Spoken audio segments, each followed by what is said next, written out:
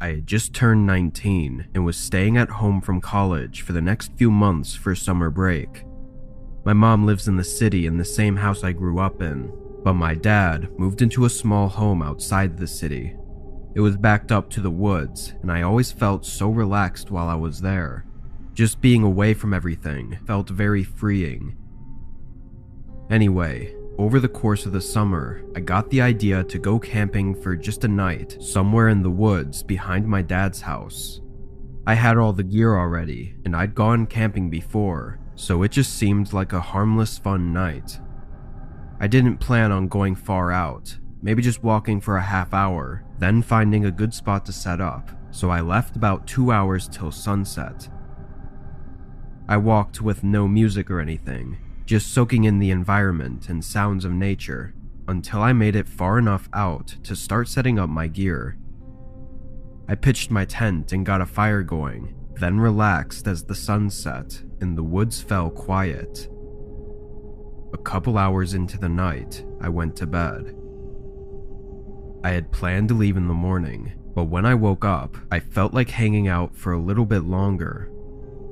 I went for a casual walk and sat by the tent. Surprisingly, the day felt to have gone by really fast. Before I knew it, the sun was making its way down. I packed up my things and cleaned up, then started walking back home.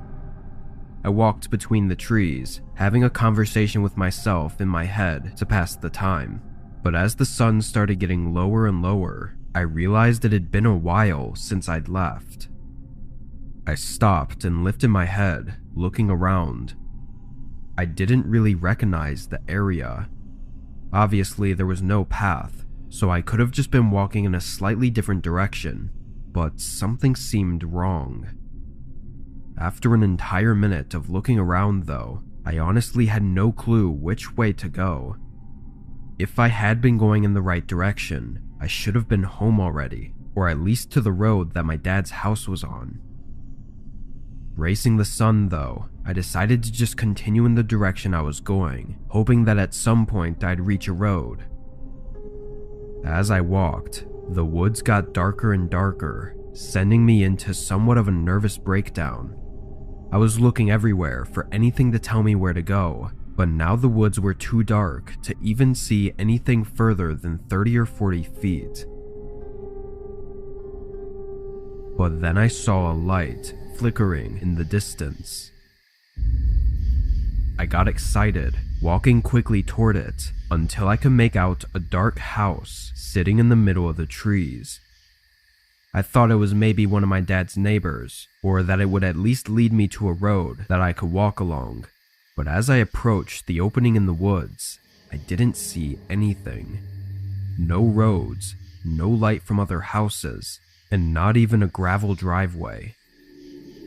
The house was old-looking too, resembling more of a cabin, but there was a light in the downstairs window that was on, so it definitely wasn't vacant. I walked around to the other side of it, staying in the tree line still, but there were no signs of any roads or houses on either side. Regrettably, I decided my only option was to ask whoever lived there for help. I walked up to the front door, listening for a second before ringing the doorbell. Immediately, I heard footsteps running down some stairs and right up to the other side.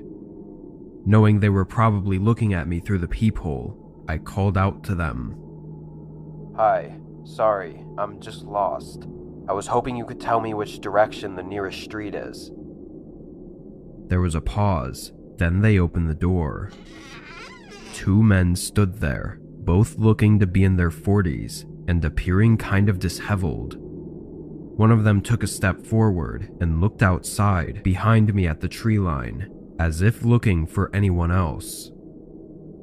There was a moment where both of them were quiet. "Come inside, we'll help you out," one of the men said, opening the door wider and stepping aside. "I'm okay. I just need you to point me in the right direction, please," I said, not wanting to go in some random house in the woods, and also not really seeing the point to it. Both men frowned. Then one spoke, saying he just wanted to talk about why I was out here. I told them I was just camping and got lost, but they looked at each other like I was lying. Then one of them stepped out and stood pretty close to me as he looked around at the trees more intently. When he stepped out though, he revealed the room behind him, which only had a small lamp in the middle of the floor, surrounded by nothing but dust. I took a step away from the man, and both of them suddenly turned cold. Their facial expressions and body language just became empty as they stood there in silence before the one lunged at me, trying to tackle me to the ground. Luckily, I reacted quick enough to slip away before the other man got to me. I sprinted for the trees, hearing one of the men's footsteps coming up behind me. But once I made it into the woods, the man gave up the chase, and soon after, the lights from the house shut off. Hours passed before I made it to a road, finding out I had hiked miles in the wrong direction. I told my dad about the encounter though, and he took it to the police to investigate, but we were terrified to hear that the house I wandered into was an old vacation cabin that was abandoned decades ago. Whoever those men were likely used a generator to power the lights and whatever else they were doing, but why they were there, nobody knows. The way they were acting though, seemed like they were trying to not get caught. So if they had succeeded in getting me into their house, I'm not sure if I ever would have gotten out.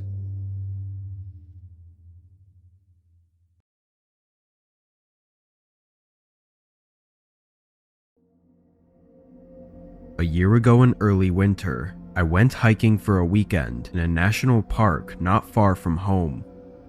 It was supposed to be the last few days of good weather before the winter cold and snow came in, so I wanted to get out while I still could. There was a trail my buddy had told me about that went up to a nice view of a lake and wasn't crowded, so I decided to try it out. But when I got to the trail, it wasn't what I expected. There were no signs or markings. There was just a thin path going through some trees. I walked down a little ways, and while it still had no markings, it seemed like a straightforward trail to hike along. As I walked, it was clear that few people came this way. There were almost no shoe prints in the dirt, and the path didn't seem professionally made. This didn't frighten me or anything, but it was just something I took note of.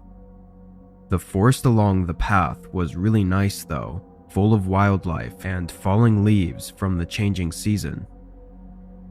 About a mile in, I walked past something interesting. Another path leading off into the woods. I stayed on the trail, but I didn't really understand why there would be another path connecting to this already rarely used path. As I kept on walking though, more of these side trails started to show up. They went off in random directions, leading to what looked like nothing in particular. It was really odd. And then, after about 3 hours of walking, the trail I was on ended.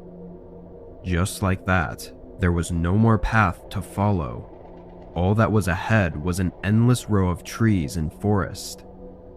And then out of nowhere, I heard footsteps behind me. I turned to see a guy walking in the distance.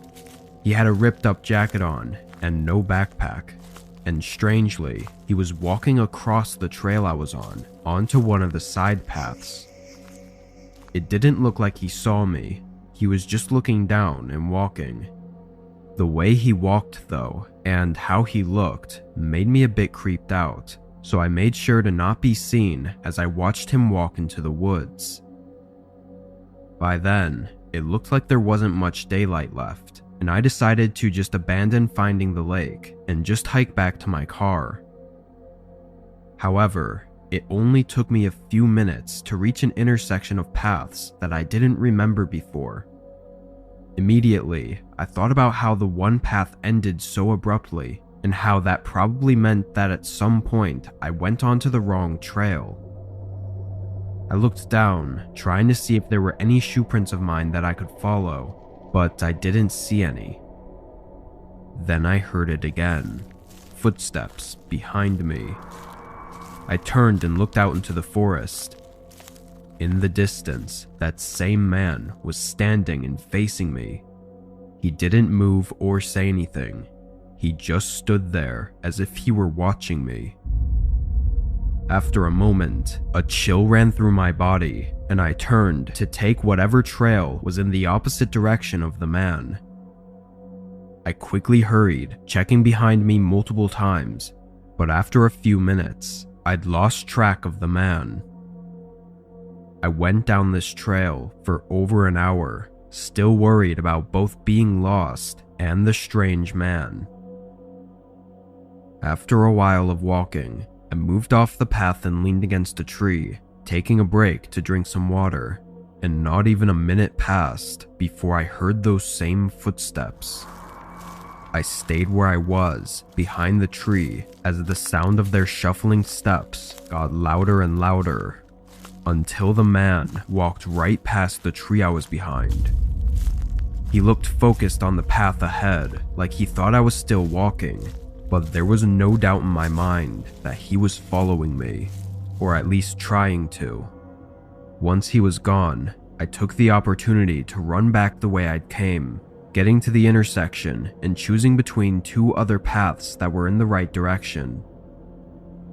Thankfully, I'd made the right choice, because halfway back to my car, all I had was the dim moonlight to guide me through the woods.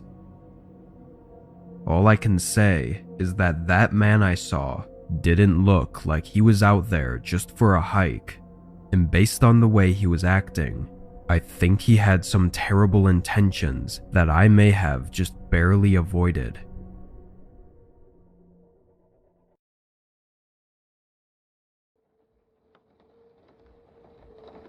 I was driving back to my hometown from a work trip I had earlier in the week. I declined the free flight to and from because I decided to take some time off to myself while I was there to enjoy a small vacation. Driving long distance wasn't something I'd ever really done before though. The most I'd gone was about 10 hours, and that was with a stop at a hotel halfway. But this road trip was way longer.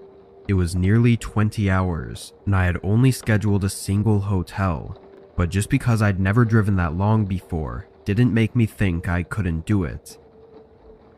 The drive started out okay, going through cities and towns and having plenty of other cars around me seemingly taking the same route.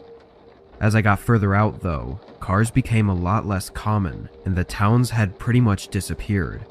The roads were nothing but fields of grass on either side, or dense forests. By 5 p.m., the light drizzling that had started earlier became more intense, pouring rain down hard enough to make it difficult to see.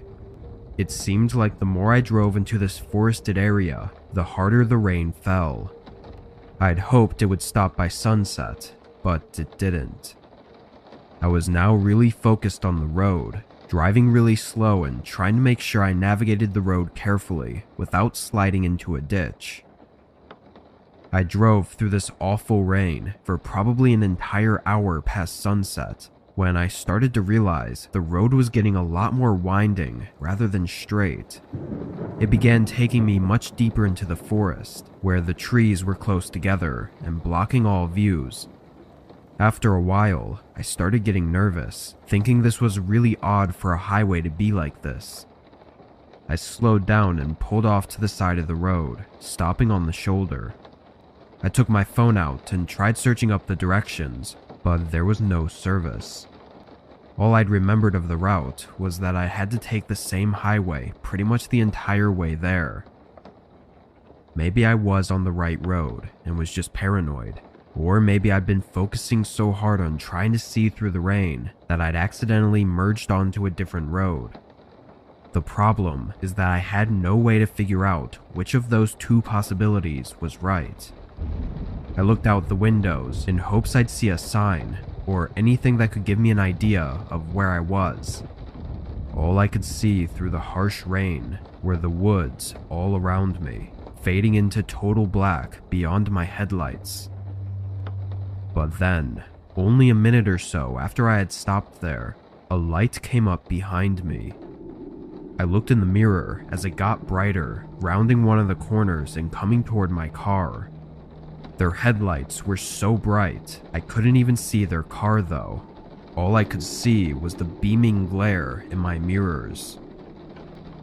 I watched as the light started moving slower and slower until it stopped right behind my car. Part of me felt relieved that someone stopped to help me, but another part of me was thinking of the other possibilities. A whole minute passed as the car stayed there, leaving their headlights on and showing no signs of anything, until a door suddenly opened. It was still too bright to see much of anything, but the dark outline of a man emerged from the light and came right up to my window. The man was wearing a dark hoodie and seemed unbothered by the rain as he leaned on the door while I rolled the window down a couple inches. He asked if I needed help, and I responded by explaining that I just needed to know where I was and if I was still on the right highway. He looked at me, then at my back seat, as he nodded. "Yeah, I can help you. Let me just get my phone." He began walking off as I rolled my window back up to block out the rain. There was something off about my interaction with him, but I couldn't figure out what it was. It just felt off. Why didn't he know what road we were on, or if we were on the highway? I watched in the mirrors until the man went behind the glaring lights again, but I could see him shuffling around with something in his car for a few moments before he came back out. He made his way over, but in the moments before he reached my car, I caught a glimpse of something in his hand. Just as I reacted and put the car in drive, the man suddenly knelt down by my back tire and jammed something in it. I slammed on the gas, seeing the man get visibly startled and jump back as I drove away as fast as I could. I knew he'd probably try to catch up, so I drove in a panic for several minutes, fearing the thought of seeing the lights come up behind me. Luckily though, they never did.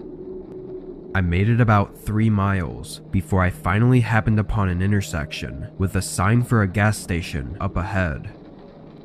When I pulled in, I of course called the police, but I also found that the man had stabbed my tire with a screwdriver that was still wedged into the side of the tire, hanging partially out. That still being in there and covering the hole is probably the only reason I was able to make it away without breaking down on the road. If I had been even a second too late at driving away, I don't think I would have ever been seen after that night.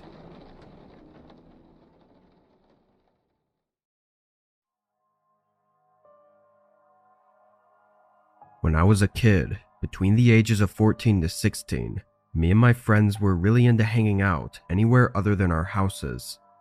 Most of the time, we would go to some fast food place and chill there, or just find some spot in the woods near the park. I guess we were at that age where we wanted to be alone and not have people looking over our shoulders all the time.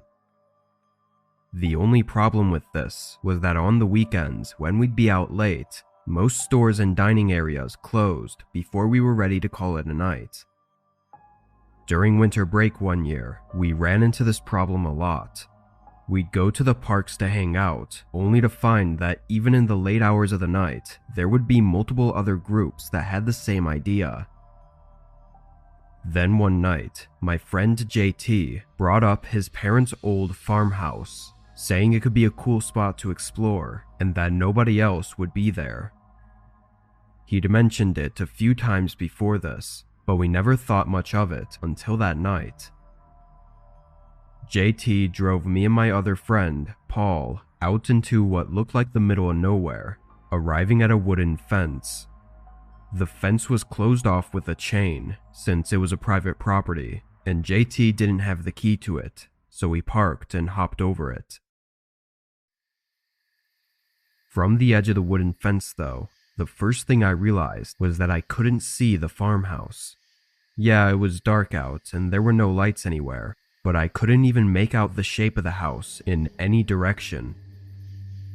JT started walking, leading the way on a rough gravel path as he explained why his parents even had the place to begin with. He said it was his grandparents' farmhouse, but when they died, they passed it down to his parents. Apparently it was in horrible condition, and his parents didn't know what to do with it, so they just kept it. That was almost 10 years ago. Nobody had done any maintenance or even checked up on it in over a decade. We walked down this path, following JT for a good 10 minutes before we could finally see the house. Even from just the outline of it in the dark, you could tell it was in bad shape.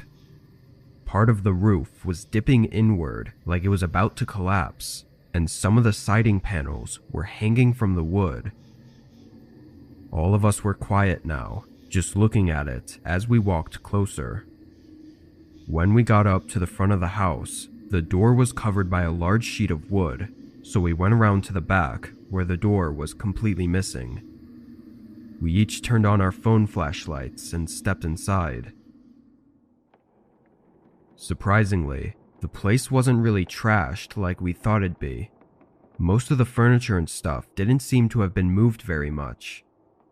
It was extremely dusty though, and our phone lights were not the best, so maybe it just looked better than it was. We split up after a minute, just walking around the first floor and looking. I entered a hallway on the left side of the house and began walking down, when suddenly someone walked past the end of the hallway. I froze, and out of panic, I called out JT as if it was maybe him, but I already knew it wasn't. The man I saw, although it was dark, was much taller and thinner than either of my friends. I stepped back and started to go where I'd last seen the two of them. When I turned around the corner and held up my light, both JT and Paul were standing in the middle of the room, looking away from me. I stepped into the room and looked where their lights were pointing. At the edge of the light, the man was standing and staring right back at them. It was like they were all frozen in fear, unsure of what to make of the situation. Guys, let's just leave. I said shakily, but trying to act calm so the guy didn't do anything. But that must have triggered everyone's reactions, because suddenly, we were all sprinting to the back door and running out into the open field. I can't even say for sure if the man chased us out, but JT says he was confident he heard footsteps right behind him. We pretty much ran straight back to the car and drove off, not taking any more risks. I think we can all assume that the man was just a squatter or homeless person defending the place he calls home, but without a good look at him, it's hard to say for sure.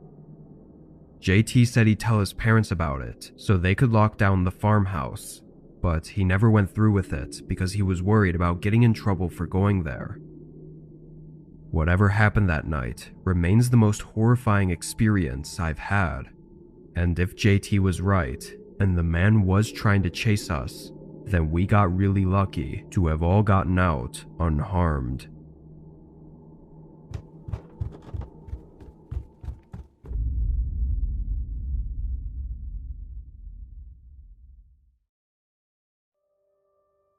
My neighborhood growing up wasn't the nicest.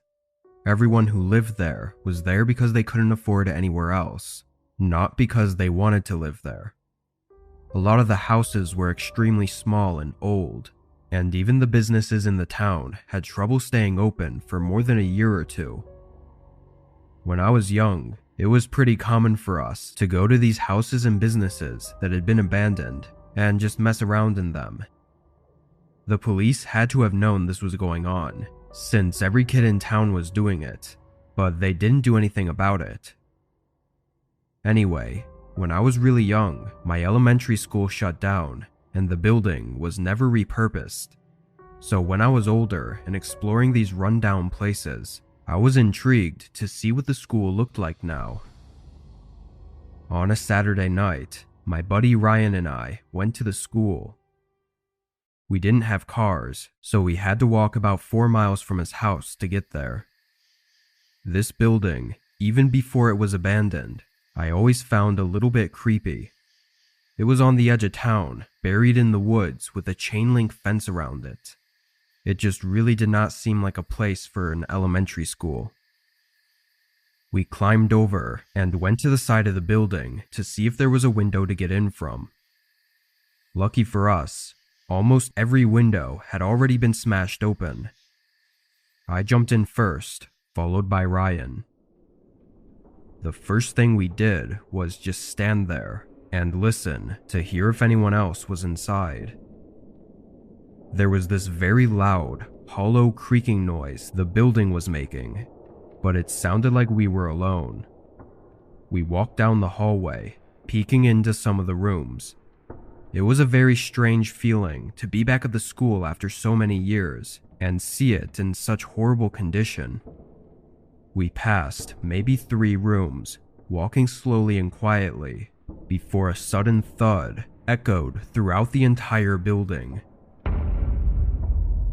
We stopped and looked at each other, but no more sounds came. Ryan said it was probably just a building settling in on its own weight, and we continued down the hallway. A lot of the rooms were either empty or just had a bunch of chairs lined up in them, but nothing really interesting. That was until we got to the next hallway, deeper into the school. This hallway had chairs scattered throughout, blocking the way through. We had to push them aside just to get to the rooms. The first room was locked, so we went down to the second room on the left side and looked in, seeing what looked like clothes hanging from the ceiling. I walked in and looked at it, unsure why or how those got there. After a moment, I wondered why Ryan hadn't said anything and if he was seeing what I saw.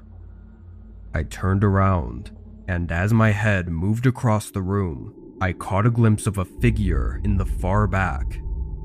I shot my eyes to the far wall, seeing a disheveled man staring at us as he stood with something in his hand.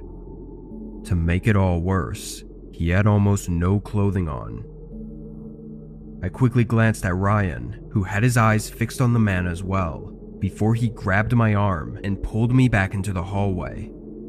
Immediately, we heard something metal being thrown across the room toward the door we were at, followed by a horrific scream. We sprinted down the hallway and out the first open window we saw, then ran as far away as we could before losing our breath. On the rest of the walk home, we put the pieces together and realized the man was likely holding a knife, which was probably what he tried throwing at us. Considering his unstable state, it's likely the man was really dangerous, and had we stayed any longer or not noticed him, we might have not made it out.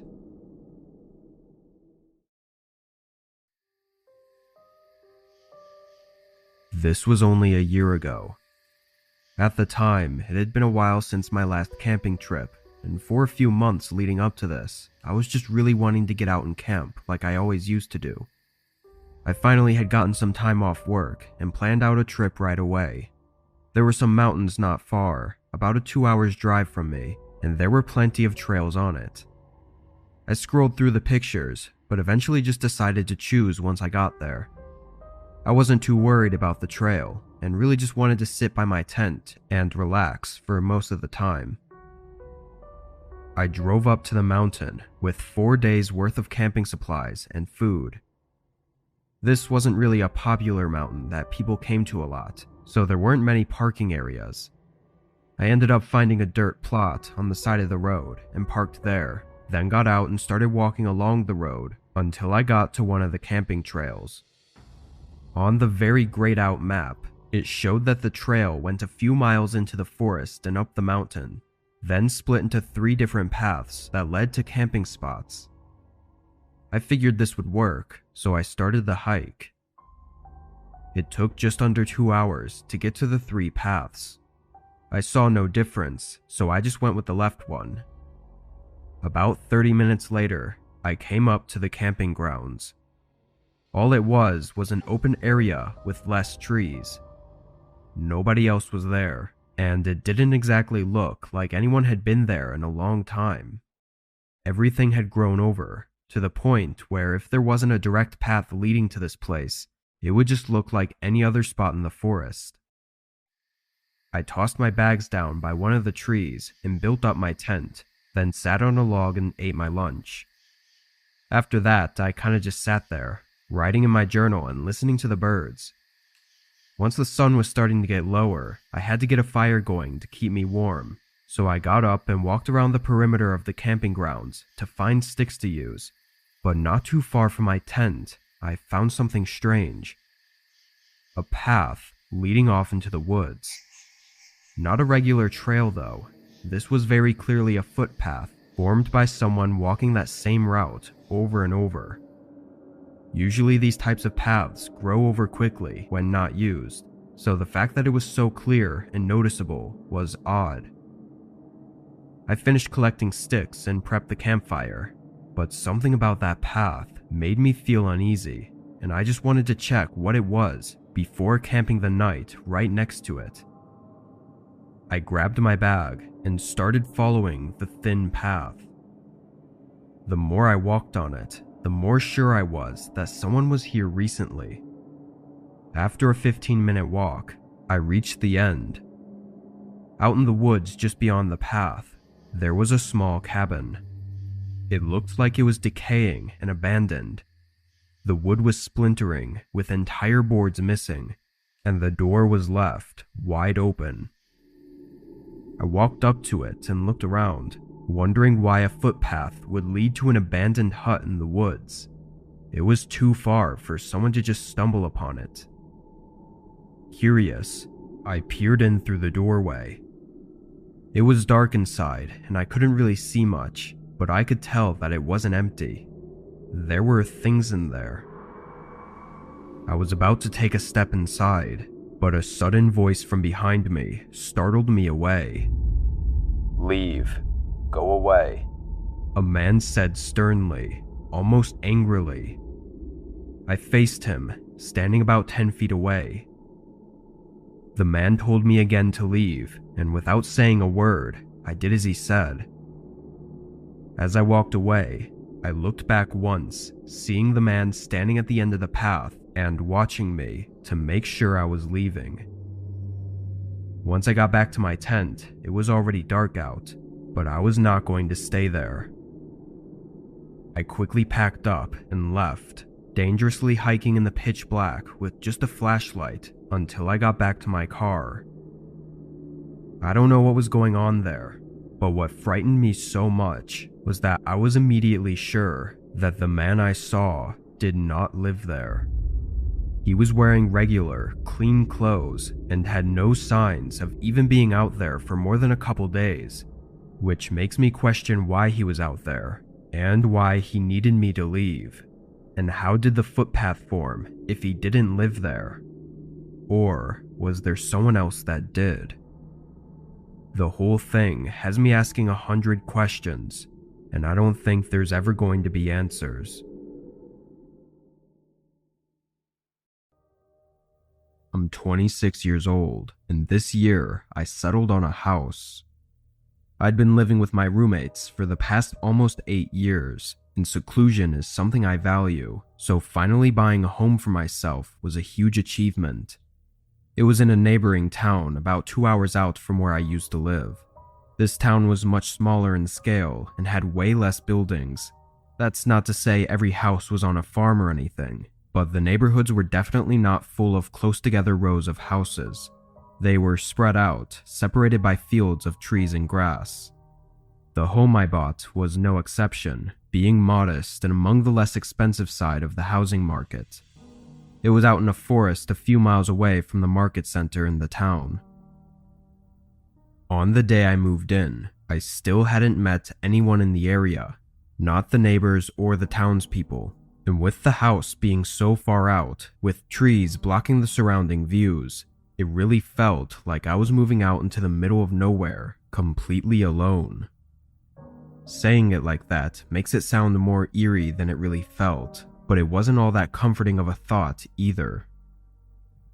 I had a rental van for the day, so I got to work right away unloading my things into the house. To be as quick as possible, I tried to put pretty much everything right in the living room rather than sorting it as I go. This took a few hours, and the sun was coming down just as I was finishing up. I set down a few boxes in the house and started walking out to the driveway for the last couple of boxes, but was caught off guard by a man standing on my porch, almost blocking the whole front door. He startled me, making me jump a bit before showing slight embarrassment and asking what he was here for. The man, looking about 50 or so, smiled and introduced himself as my new neighbor. I said it was nice to meet him and made a short smile, but couldn't really help but think about how I never saw him walking up the driveway to my house. In fact, I had no idea where he came from, given it was just forest around my house. The man stayed there, just kind of looking at me for a second, then turned and walked off my porch. I stood and just soaked in the strangeness of the encounter. After a moment though, I stepped back outside and quickly got the rest of the boxes into the house. I checked out the windows to make sure the man was gone, and I didn't see him anywhere, so after a minute I went out and got in the van, driving it down the long dirt driveway. It had only been a few minutes since the man had left, yet I didn't see him walking as I drove down to the main road. There were no other paths that I was aware of, so this made me a bit more uneasy. Anyway, I returned the van and got a local taxi back home, then started on unpacking. I wasn't working fast because I was already tired and it was late, but I wanted to get some of the furniture put together before calling it a night. I grabbed the pieces to my bed frame and lugged them into my bedroom, beginning to piece it together before a sudden knock interrupted me. I stopped and listened, kind of shaken by it. I got up and quietly walked up to the front door. I kept the door shut and locked, but looked out the peephole and saw the same man from during the day. But this time, something was off about him, more so than before. His body was shaky, with his head moving around in an uncanny way, but his eyes were fixed on the doorknob. He was staring at it intensely, standing close to the door as if waiting eagerly for me to open it. "Hey, it's your neighbor. Can you open the door?" He yelled, and then knocked again. I still remained on the other side, looking through the peephole. His face began to show frustration and anger, and he banged on the door one more time. He then turned and faced the pitch-black forest, looking out into the darkness. He held his hand up and did some sort of waving motion, followed by him running out into the forest in the direction he waved at. Terrified, I immediately called the police, but it was too late for them to be found and questioned. After that night, though, I never saw the man again. Even to this day, I now have met my neighbors, and of course, none of them were that man. And nobody in town seems to recognize him from my descriptions. I don't know who the man was signaling to in the forest, or even how many people could have been out there, waiting for the man to gain my trust and get me to open the door. What would have happened afterwards, I believe, is best left unthought of.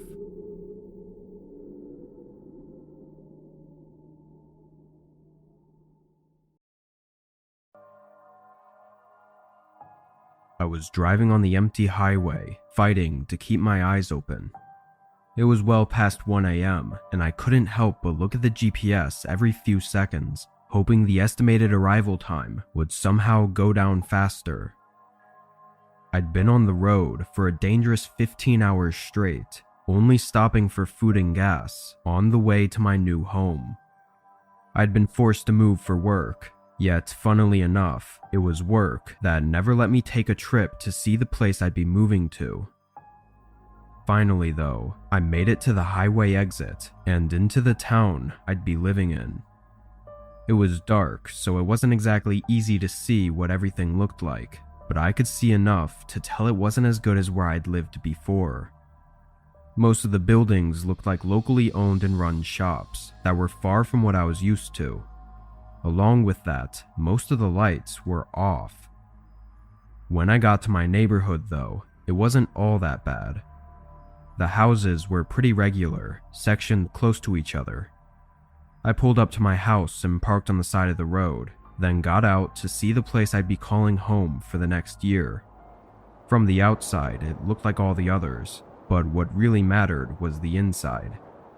I walked up the driveway and pulled out the key I'd been sent a few days ago, putting it in the lock and turning it, but there was no click. I grabbed the handle and pressed on the door, watching it glide open. It was already unlocked. I quickly went in and looked to make sure that my things were there, as movers had dropped everything off in the morning. After a quick look, nothing seemed to be missing. I knew it was likely that the movers had just forgotten to lock the place up, but it still gave me a bad feeling. On top of all that though, the lights and electricity didn't work. I knew I had to set it up in town, and it was obviously too late at this point to do it tonight, but I didn't think they would just cut the power. I turned my phone light on and started looking through the rooms. The downstairs was okay, pretty standard looking, but with a slightly older sort of feel to it. I made my way up to the second floor. At the top of the stairs was a long hallway with 5 doors. I stepped into each of the rooms one by one, shining my phone light around. They were all very small, and a lot of them had water damage on the ceiling and walls, but when I opened the door to the master bedroom, I was surprised to see a single tarp laying on the floor. It looked dirty, like maybe something the movers had used to wrap furniture with, but what made it so odd was that there was nothing at all upstairs aside from that tarp. All the furniture and boxes were downstairs. I took a step back and closed the door. I was already so tired, I just wanted this night to be over with. I really didn't want to crowd my mind with the uncertainties of moving here. I went back downstairs and sat on one of the sofa chairs that was still wrapped up in plastic and rested my eyes. My eyes jolted open as a sudden thud echoed throughout the house from above me. Honestly, I don't even know if I'd fallen asleep or not. All I remember was sitting down and closing my eyes. The sound was harsh though, not just some small thump. I stood up and went to the bottom of the stairs, looking up at the dark hallway. The house was now silent.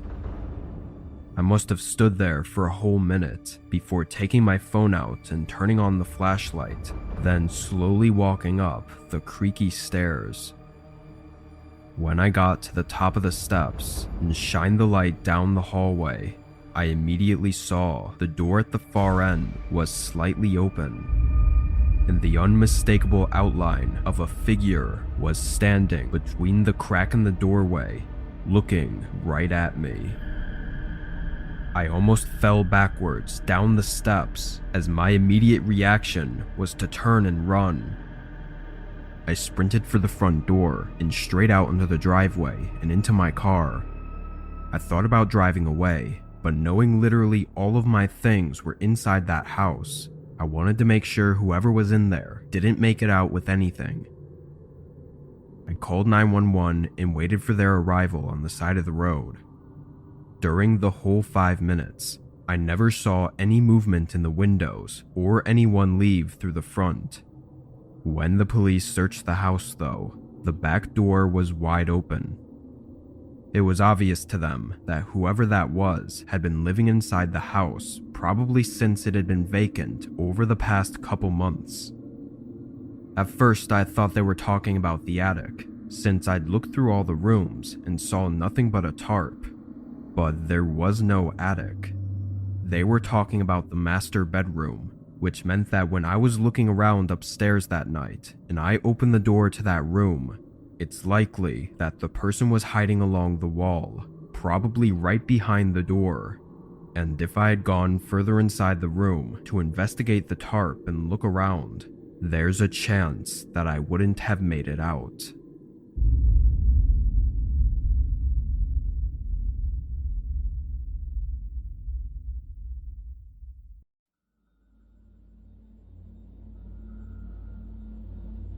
This happened to me 3 years ago when I'd moved into a small home. It was only a mile from where I was living before, so it wasn't a very unfamiliar place at all. However, it was on the side of town that I didn't really go to often, due to it having a record of crimes and just overall a bad reputation. At the time, I wasn't in a good financial place, so I had to go with the cheaper places, which happened to be in that area. The day I moved in, I didn't talk or really even see anyone. I just moved my stuff from the U-Haul into my new place. On the second day, I started the unpacking process by moving the boxes and furniture into the rooms that they belonged in. Once I got to moving my office furniture though, I saw something out the window that caught my attention. There was a man, young, like 25 years old, standing in my driveway. I watched as he just looked at the house and walked into the yard, looking into my windows from afar. Getting uncomfortable, I left the window and went downstairs to confront him, but when I opened the door and looked outside, he was already gone. Not in my yard or driveway, or even on any of the sidewalks. He'd just completely left. I waited to see if he'd come back, but then shrugged it off and got back to what I was doing. Yeah, it was weird, but I didn't know what exactly I was supposed to do about it. I got my office set up, then went out to get some lunch before getting back to work on the bedroom. By 8 p.m., I was pretty tired. I kept on with it for as long as I could, but once 10 o'clock rolled around, I was just done for the night. The house was still a mess, but I left it as is, turning off all the lights and getting in bed. It only took a few minutes for me to fall asleep. When I woke up, I rolled my head over and looked at the clock I had laying on the floor. 3 a.m. I rolled back over and closed my eyes, but a muffled sound woke me right back up. I lifted my head and listened again, hearing a faint sound from downstairs. It was like something being dragged across the floor. Still in disbelief, I sat up and listened even more intently. A few seconds later, a similar sound came again. I stood from my bed and walked over to the bedroom door, opening it and looking down the hallway as I listened. But as soon as I opened the door, all the sounds stopped. I walked into the hall and over to the staircase. I went down a few steps and looked over the railing, but I didn't see anything, and the house was still completely quiet. When I got to the last step, I flicked on the light. At first, everything looked okay, nothing missing and nobody in the house. But then I noticed something really strange. All of the furniture and boxes that were against the walls had been pushed away, and behind them, there were several carved out portions in the wall. I felt blood rush from my face as I realized that someone had to have broken into my house and may even still be inside. I ran up to my room and called for help, but the house remained quiet the whole time I waited. What's more unsettling is that the cops couldn't figure out how the intruder gotten inside or back outside, nor did they figure out why the person broke in. The only idea is that it looks like they were looking for something in the walls. I don't know what, but there was nothing else to go off of. I think back to that man I saw standing outside my house, wondering if he was the one to have broken in. But even 3 years later, nothing else is known about what happened that night.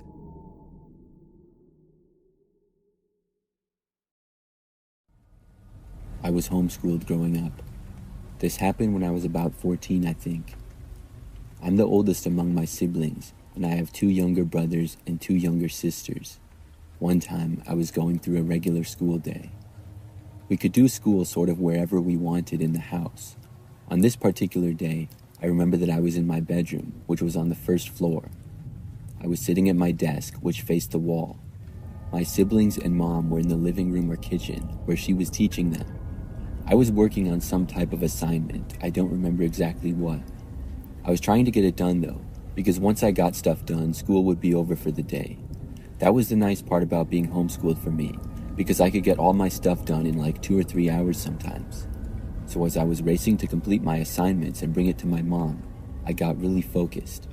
But randomly, as I was working, I suddenly heard the sound of a knock at my window. At least, that's what it sounded like. My bedroom window faced the backyard, and there were a few bushes and trees nearby. My desk was facing the complete opposite way, so I had to turn around to see it. I stopped what I was doing and looked. When I did, I just barely saw something moving out of sight. It seemed as though someone had been at the window. I didn't get a look at them at all. I couldn't even tell what part of them I saw for less than a second. Maybe their arm? I just could tell that somebody had been at the window.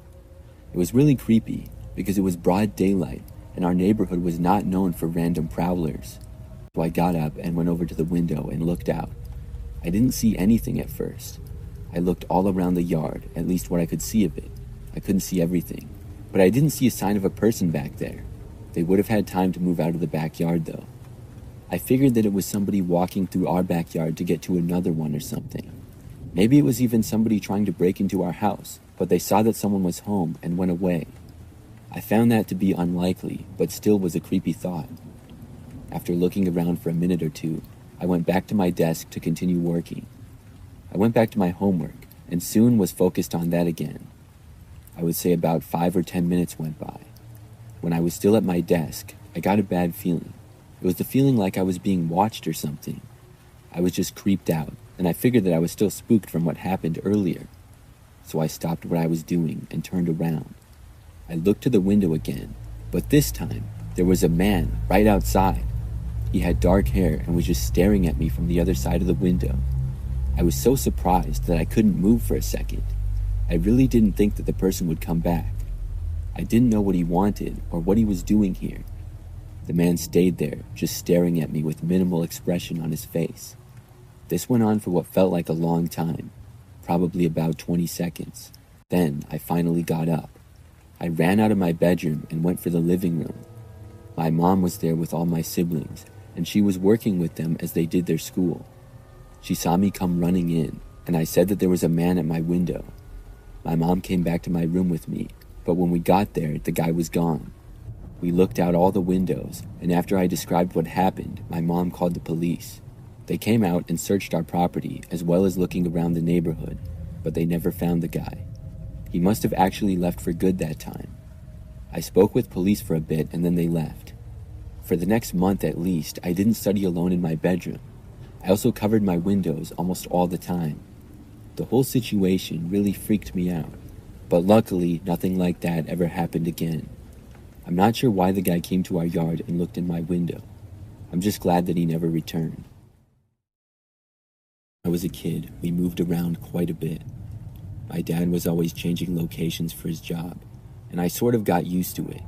We would move sometimes multiple times a year, and because of this, my sister and I did homeschool. It was much easier than having to keep changing schools all the time. Overall, I enjoyed it for the most part. We would be home during the day, but one time something really creepy happened. I remember that it was not that long after we moved into another new house. We lived in a number of different kinds of houses, but most of them were pretty average. We never had a really big house or a really small house either. This one had 2 floors and a basement and was pretty standard. One day I was doing school in the family room and my mom was upstairs with my sister. I believe that I was maybe 10 or 12, and my sister would have been about 4 or 5 years old. She obviously required more attention than I did, so I was by myself at the moment. The family room was at one end of the house, and I was sitting on the couch we had in there. The basement door was at the end of that room.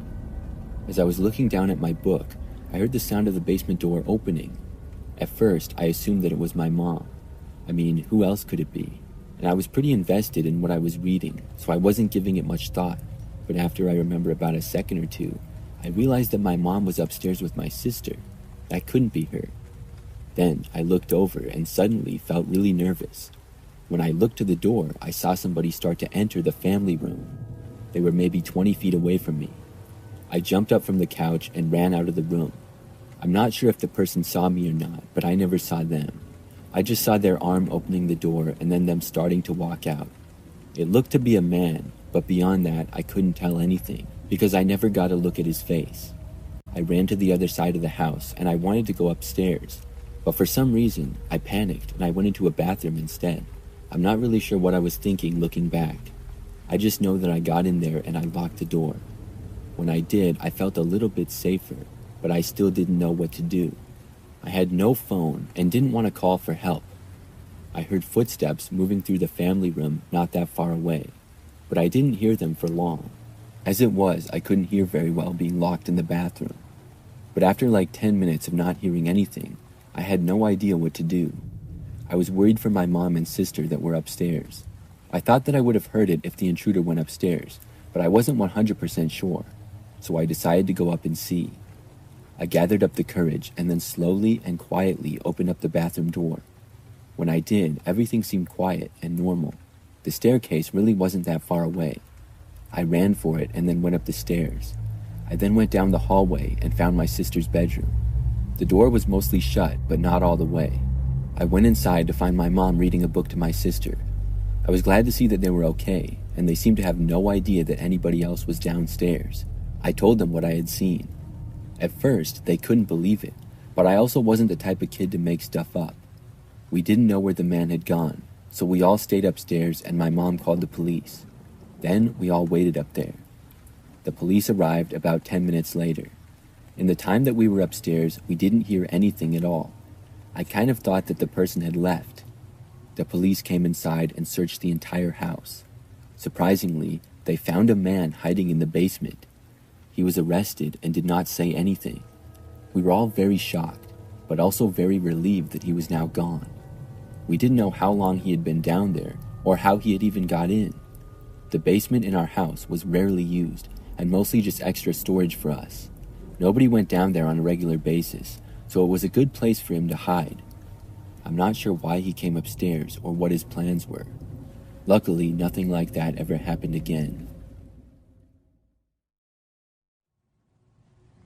This happened years ago when I was a kid.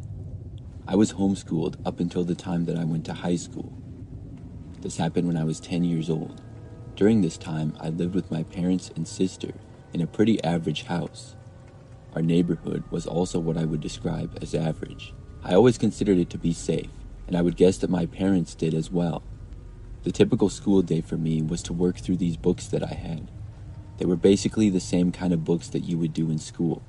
Instead of sitting in class, though, I would just do them at home. I would read the chapter and then do the worksheet that was at the end of it. My mom was my teacher and would assign me what problems to do and stuff. She would also grade me and help explain things to me that I didn't understand. Then she would give me tests as well.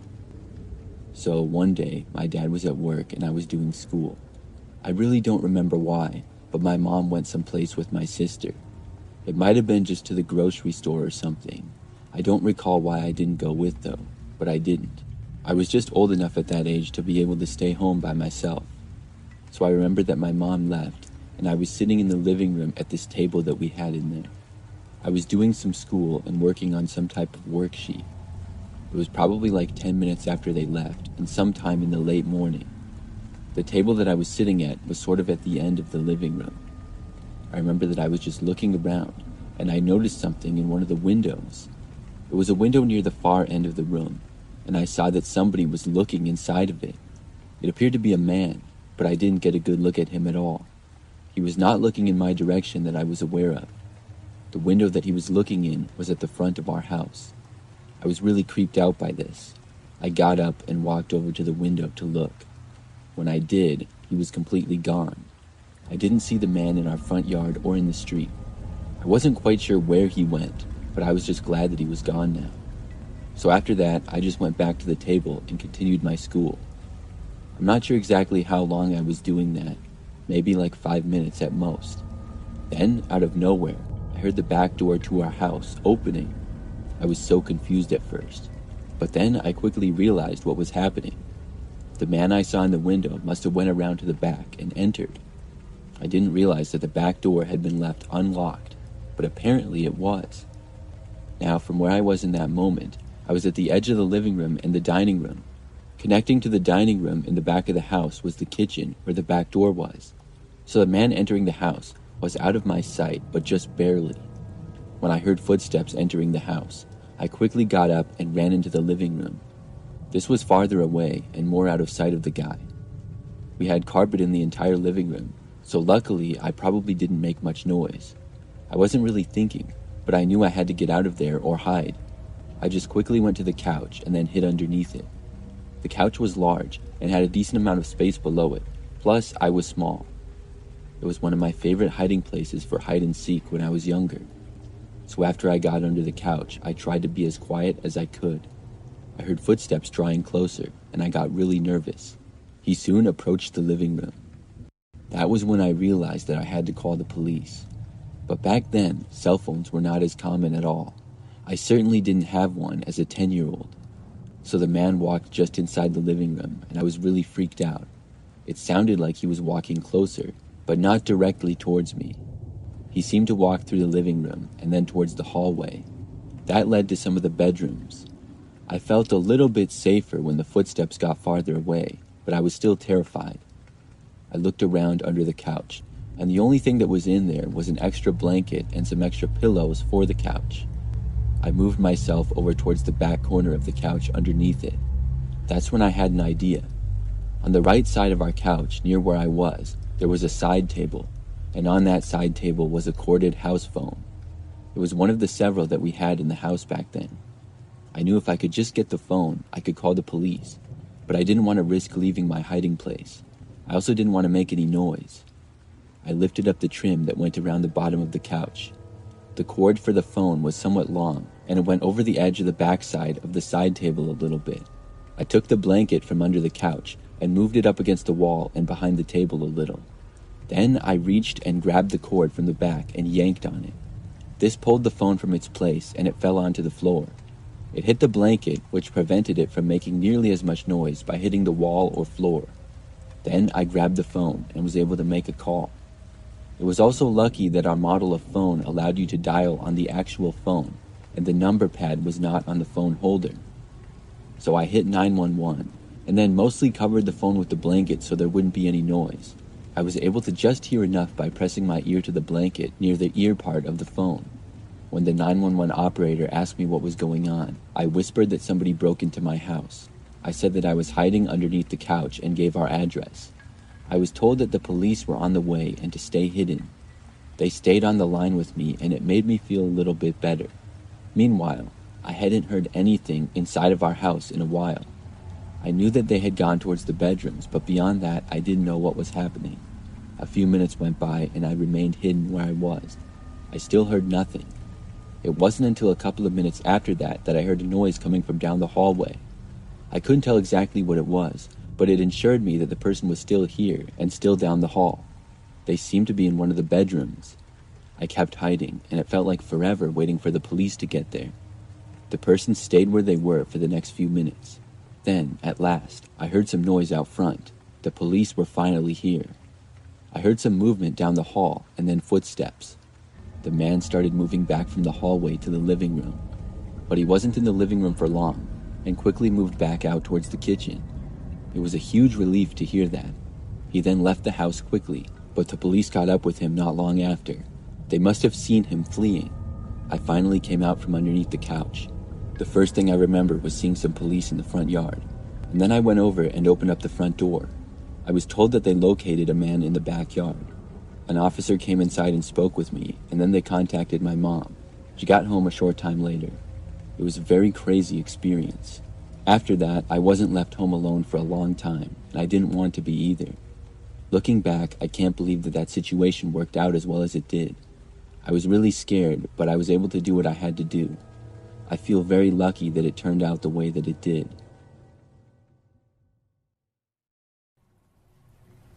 For a little background, I'm a female, and this took place when I was in high school.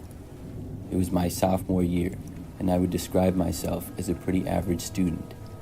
I had a good group of friends that I would talk to at school and hang out with sometimes. At the time this took place, I was not dating anybody when Valentine's Day came. It was just another day to me, but at my school, you could buy somebody a rose. Then it would get delivered to whoever you wanted it to during study hall by teachers' aides. It was popular for guys at the school to get their girlfriend a rose. So on Valentine's Day that year, I obviously wasn't expecting one. In study hall, I was in Spanish class and just doing homework. I noticed a student enter our room holding several roses, and then she mentioned some names of other girls. They raised their hands and she gave them their roses. Then she said my name, and I was really surprised. I raised my hand and she gave me one of the roses. I had no idea who had got me a rose though. One of my friends that was in the class asked me who it was from, and I told her I didn't know. We started talking, thinking about who could have done it. I really wasn't aware of any guys that would do that. I sort of had a crush on this one guy that was on the football team, and we talked here and there, so I was kind of hoping that it was from him, but I didn't really think so. We weren't that close yet or anything. As the day went on, I was trying to figure out who sent me the rose, but I really had no answers. I talked with a few more of my friends, but none of them seemed to know anything either. Then I had my final class of the day, which was science. When it was over, I got back to my locker to get my things and go home. As I arrived at my locker though, I saw that there was a note attached to it. I took it out and read it. The note said, "I see that you got the rose I sent you. I hope you like it." The handwriting was kind of sloppy, but it didn't give me any clues as to who left it. I looked around the crowded hallway, but still didn't have an answer. So I got my things and then left to walk home. During this time, I walked to school and back because I didn't have my license just yet, and we lived really close to the school. I would only take a few sidewalks the entire way, and it took me maybe 15 minutes to walk back most days. On that very same day, when I was walking home from school, I saw this guy walking behind me. It was kind of hard to tell because he was a really long ways back. I couldn't hear him walking or anything. I don't even know why I looked behind me, but at one point, I think about halfway back, I did look behind. Normally, when I walked home from school, I was all by myself, so when I noticed the guy, it was a little bit unusual, but I still didn't think too much of it. He was this one guy that did go to my school, but I didn't know his name or anything. I just recognized him. He wasn't in my grade and was really tall, with curly blonde hair and glasses. I walked the rest of the way home, and as I was going up my driveway, looked to the left and saw him. He was still a really far ways back and walking down the sidewalk towards me. I didn't know that he lived in my neighborhood, and I had never seen him walking before. It was kind of odd. I went inside my house and then went into my bedroom to finish my homework. I remember that as I was in there, probably about 15 minutes later, there was a knock on the front door. I was home by myself because my parents were both still at work. I got up and left my bedroom and went to the front door, but by the time I got there, whoever had knocked was gone. I looked around and didn't see anybody at all. Then I just went back to my bedroom. It was really strange. A couple of hours later, my parents got home from work. I remember that my mom came into my room and dropped an envelope on my desk. She said that it was on the front step when they got home, and my name was on it. I was even more confused now. I opened it up and read it. It was from the same person who sent the rose to me and left a note on my locker. The letter said that he saw that I got the rose and letter and wanted to meet me before school at 7:30 a.m. the next day. I was supposed to go to the back parking lot. I knew that there was a pretty good chance that it was the guy who followed me home. I found it creepy that he was being all mysterious, and I had never talked to him before, and I didn't find him attractive at all either. I decided to go just to tell him that I appreciated the rose, but was not interested, and he didn't have to follow me home. Normally, I would get to school at about 7:30 anyways, and school started at 7:50. So when I got there, I went into the back parking lot. This parking lot was pretty quiet, and just overflow from the main other two lots. It was mostly used for football games or other sports, and only a few kids would park their cars there for school. When I got there were a couple of cars parked around, but nobody was in the parking lot that I noticed. Then I saw a door open to one of the cars, and the same guy who followed me home came out. I knew that it would be him. He walked over to me and said hi. Then he told me that his name was James, and he was the one who sent me the rose. I told him I knew that because he followed me home. He said he did that just because he wanted to leave me the letter. Before I had a chance to say anything, he told me that we should talk inside of his car. I didn't want to because I didn't want to spend any more time there. I said no thanks, I had to get to class, and I started to tell him that I really wasn't interested in him. When I said it though, he said that I should go in his car again. He said that I should just hang out with him today, and he knew that I would have a good time. Then he said that we should skip school and drive someplace. I said no and started walking back. That's when he started to follow me, and I looked to see him walking quickly in my direction. I just started running at that point towards the school. He actually started to chase after me, running at full speed, but then he stopped shortly after. I had made it far enough away that somebody in the main parking lot would have seen him chasing after me. I was able to get back to school after that. I hoped that I would never see him again. I remember that over the next few days, he sent me a few messages on social media, calling me names and stuff, but I just blocked him on everything. After that, I hardly ever saw him again. He was a senior that year, and I guess he skipped school a lot anyways. That was the craziest Valentine's Day I've ever had.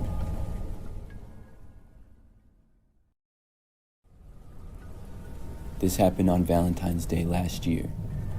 I was going out to a restaurant with my girlfriend Veronica. The restaurant was pretty nice, but not too fancy. It was a big restaurant, and when we got there, it was also very busy. Luckily, we were able to get a table and had our Valentine's date. Now, fast forward to maybe an hour. We were just sitting there talking, and I had already paid and everything. So we were going to be leaving soon, but we're just enjoying our conversation. I had to use the restroom, so I got up and said that I would be right back. Veronica stayed at the table. I walked to the back of the place and was in the restroom for less than a minute. When I returned to the table, Veronica was gone. I assumed at first that she went to the restroom as well. I sat back down and waited for her to return. But then I felt my phone vibrate from getting a text. I looked at it and saw that it was from Veronica, and she said that some crazy guy was after her. I didn't know what this meant, and I asked her what she was talking about. She responded saying that she was in the parking lot. I was very confused, but decided to go out into the parking lot and find Veronica wherever she was. The restaurant overall was still very busy, and people were all over the place. I walked out and into the parking lot. There were cars parked all over, and on the sides of the parking lot were some grassy areas. There were a few bushes and trees in them as well. After leaving the restaurant, I did not immediately see anybody else. I stood in the middle of the parking lot and texted Veronica again, asking her where she was. I told her that I was now in the parking lot, and she told me she was behind a bush and to be careful. As I looked around for her, I called out her name. Then I saw her. She was looking out from behind a bush at me, but just seconds later, somebody hit me. I had no idea what happened, and the next thing I knew, I was on the ground. I saw a guy next to me, and then I realized that he had tackled me. He started to get up, and I grabbed him and tried to wrestle him to the ground. We struggled for a few moments, and in the struggle, I was able to get one good punch to his face. Veronica had now walked over to us, and when I got up, we both ran to the car. The guy didn't get knocked out or anything, and he got up shortly after and chased after us moments later. We were able to make it inside of my car just in time, before he reached it and tried opening the door. When the door didn't work, he started to bang on the windows. I quickly drove away, with him hitting my car until he couldn't anymore. It all happened so fast, it felt like less than a minute, but in reality, I think it was like 2 or 3 minutes. After we left, we called the police and reported the whole thing. We went back and talked to officers, and the man had run away, but was located in a nearby parking lot. I was fine with just minor scrapes and scratches. Veronica told me that she noticed the guy earlier in the restaurant, and he was sitting sort of behind me. She noticed him looking at her once or twice, but didn't think too much of it. When I left to go to the restroom, apparently he got up and walked right over to her. He asked her to come and sit with him, and when she said no, he tried to grab her arm. She then got up and left the restaurant, planning to go out to the car and not thinking the guy would follow her. But she realized when she got out that I had the keys and noticed the man leaving the restaurant too. She then ran out of his sight and hid behind a bush. The guy was walking around the parking lot looking for her when I left. He obviously knew that I was her boyfriend and attacked me. I didn't know any of this until after. It still blows my mind when I think back to it, and I'm really glad that Veronica and I were okay and that the man was caught.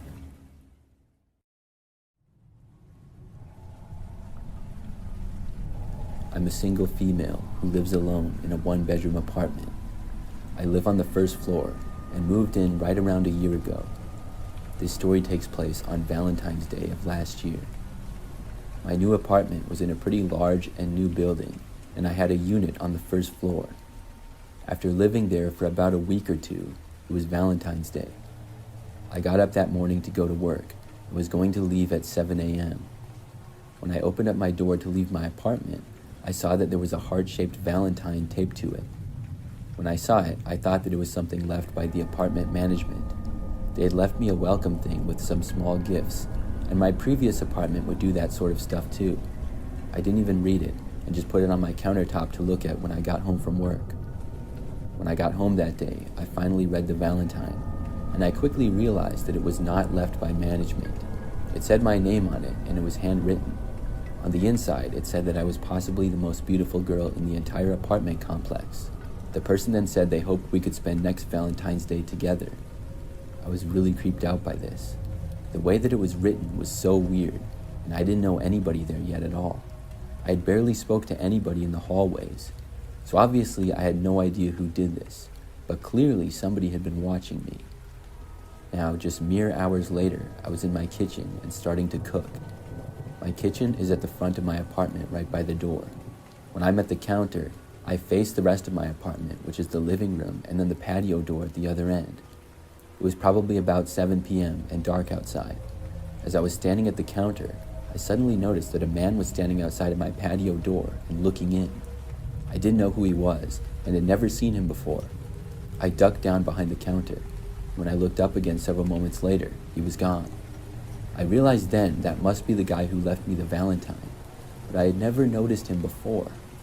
It made me wonder if he had been looking in my apartment windows previously, but I just didn't notice. I hope not. It was possible that he just saw me leaving to go to work or whatever, because there were numerous apartments that looked out to the parking lot where my car was. Either way, somebody here was being as creepy as they could possibly be. I thought about calling the police or reporting him, but I didn't even have a good description of the guy. I only saw him for like a second, and he was outside, so it wasn't very clear at all. He just appeared to be a Caucasian male about 6 feet tall and darkish colored hair. I sent an email to apartment management letting them know what happened. I didn't know what could be done about it though. For the rest of that night, everything was mostly fine. I had shut my curtains obviously and was now going to bed. But at that time, almost 11 p.m., I thought I heard the sound of my doorknob turning. I was in my bedroom, so I didn't hear it as well. I stopped what I was doing and listened. Then I heard a knock on the door. My heart started racing as soon as I heard it. I knew who it likely was. I got my phone and was ready to call the police. Then I quietly walked over to my door. I looked through the peephole to the other side, and when I did, I saw a man who certainly resembled the guy at my window. I called the police right then and there. Then I moved back into my bedroom to talk with them and say what the situation was. About a minute later, the guy knocked again. This was followed by another knock about a minute after that. The police were on the way, and I hoped that they would get there fast. The man knocked once more, but this time I heard him yelling for help. I remember him asking if anybody was home, and if they could please come to the door because he needed help. I knew that this was probably just his desperate attempt to try to get me to open up the door for him. After that, I didn't hear anything for a little while. I assumed that he left, but he didn't. He stayed there all the way until the police arrived several minutes after that. They spoke with the man and to me as well. I was really glad that the guy didn't run away. The man did not get arrested, but he did end up getting evicted from the apartment building, and he was also trespassed and not allowed to come back. And since that night, I haven't seen him. My name is Emily, and this story took place on Valentine's Day 2 years ago. I have a boyfriend named Jake, and we had planned to go out for Valentine's. We were going to go to this one restaurant in town after work. I had an apartment about 10 minutes away from Jake, across town. We both worked on Valentine's Day earlier, but planned on meeting for dinner at 6 o'clock. He told me that he was going to make reservations. Jake and I were texting throughout the day, on and off, and I remember at probably about 11 a.m., he told me that he might have to leave work a little late. I asked him if he could still make the dinner reservations for 6 p.m., and he said that he thought so. Then we didn't text for the next few hours. I got off of work and went home, and then texted Jake letting him know that. He did not immediately respond. I texted him a little while later, asking if we should meet at the restaurant or if he was going to pick me up. He responded saying that he would meet me there. I figured that he might be running a little bit late. I got all ready and then texted Jake asking him how he was doing. He responded saying that he was already at the restaurant. It was only 5:30 and I was really confused. I left right then and there and drove to the restaurant. I was wondering if I had the times mixed up or something, but I looked over the texts and he had said 6 before. Something just seemed off, but I didn't know what it was. I arrived at the restaurant by maybe 5:40 or so and then walked inside. It was pretty busy, and I looked around to see if I could find Jake, but I didn't see him anywhere. I walked around the entire place, and he wasn't there. I did see a man who was staring at me, though, and kind of standing by himself in the corner. I texted Jake, asking him where he was, and he didn't immediately respond. I walked out of the restaurant, thinking maybe Jake texted me incorrectly. Maybe he wasn't there, but just on his way. I was going to walk back to my car and try to figure out what was going on. Inside the restaurant just felt too awkward standing there by myself. When I made it outside, I was walking to my car and noticed the guy who had been staring at me in the restaurant walk out after me. I turned to where my car was, and he did the same. I walked faster and soon reached my vehicle and got inside. The man got there seconds later, and I couldn't believe that he was now at my car. He was standing at my driver's window, and he knocked on it. I lowered it just an inch or so, and the man then asked me if I could give him a ride. This guy was a lot older than me, probably in his 40s or 50s, and had grayish hair. I told him that I couldn't give him a ride, and he just kept standing there. I was really creeped out, so I decided to call Jake. I wanted to know where on earth he was. When I pulled out my phone and called him, I heard a phone ring on the man that was outside my car. Then I realized that he had Jake's phone. I drove out of there as fast as I could. I went to Jake's place, and luckily, he was there. He told me that he lost his phone and couldn't find it anywhere. He said that he went to my place, but when he saw that I was gone, he went back to his. I told him about the guy who had his phone, and he was texting me pretending to be him. Then we called the police with my phone. We told them all the information that we could, and Jake's phone was later found in the parking lot of that same restaurant, but the man was nowhere to be seen. This was the craziest thing to ever happen to me.